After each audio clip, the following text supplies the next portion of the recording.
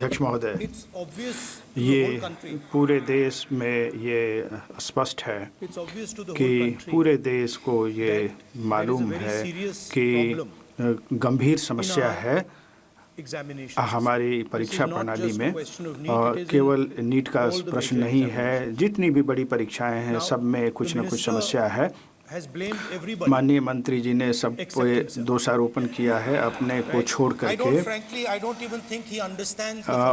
मैं नहीं समझता हूँ कि क्या चल रहा है, वो इस चीज़ को नहीं समझते हैं।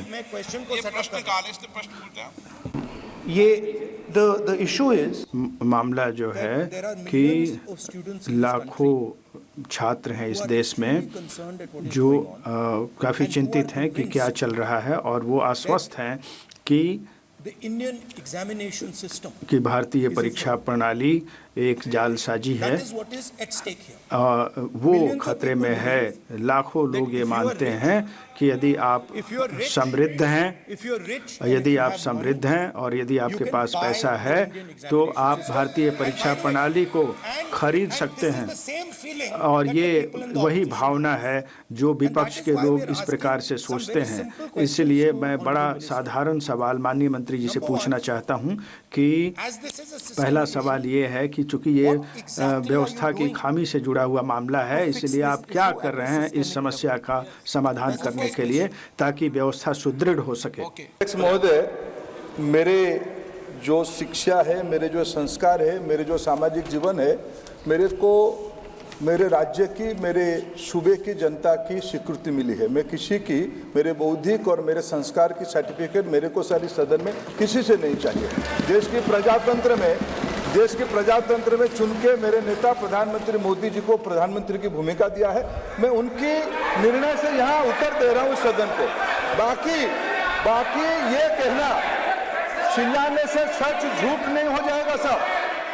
ये जो कहा गया देश की अभी की एग्जामिनेशन सिस्टम रबिश है सर, इससे दुर्भाग्यजनक बयान देश के नेता प्रतिपक्ष का कुछ नहीं हो सकता है सर। मैं कठोर शब्द से उसको निंदा करता हूँ। बाकी रहा, मैं सर आपके सामने, आपके माध्यम से देश के सामने सर एक तथ्य रखता हूँ सर। जिन्होंने रिमोट से सरकारें चलाई है, 2010 में 3 बिल आया था सर शिक्षा सुधार के लिए। उन्हीं की पार्टी के नेता आदरणीय कपिल सिब्बल साहब 3 बिल लाए थे। उसमें से एक बिल था एजुकेशन, उसमें एक बिल था prohibition of unfair practice bill 2010, जिसके उद्देश्य एजुकेशन इंस्टीट्यूशन में माल प्रैक्टिस को बंद करना। सर मेरे सरकार की हिम्मत है, अभी हमने पब्लिक एग्जामिनेशन की रेगुलेटरीज में बिल लाए, कानून बनाए।